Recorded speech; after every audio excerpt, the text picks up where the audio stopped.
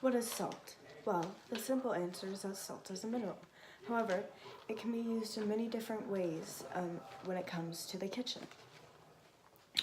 For meat, for example, you would want to salt your meat in advance for the most part. And the longer that you salt it, the better it's going to taste when you end up cooking it. However, you don't want to leave it in a salt bath or with salt on it for too long, because salt will diffuse and take out the water, which makes it dry and sometimes rubbery. So for meats like turkey and chicken, you might want to leave it in some sort of salt bath or to marinate with the salt on it for overnight or 24 hours, but no longer. And the longer that you leave it with salt, the better that it will taste.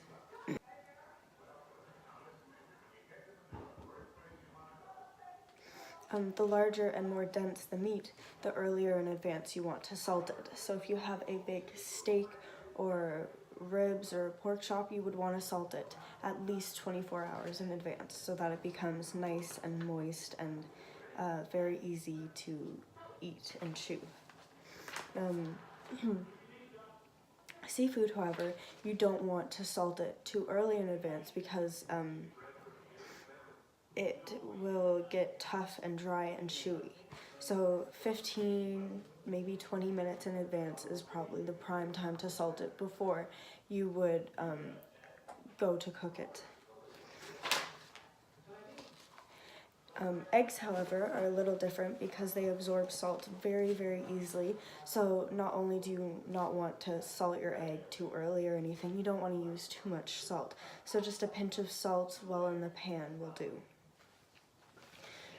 Vegetables and fruits, and the more time the vegetable spends cooking, the less salt you want to lose, and vice versa. So if it spends a very short amount of time cooking, you would want to use more salt so that it absorbs the flavor well.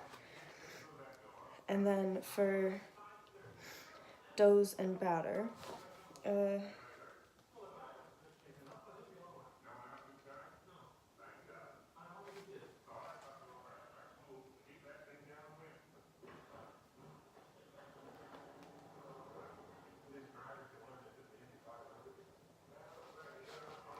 for doughs and batters, you would want to add the salt early on so that it has time to make the dough or the pasta or whatever you're making elasticy, and it allows time to diffuse before you would cook the batter. So yeah, you would want to add it early on for doughs and batters. And yeah, that's all.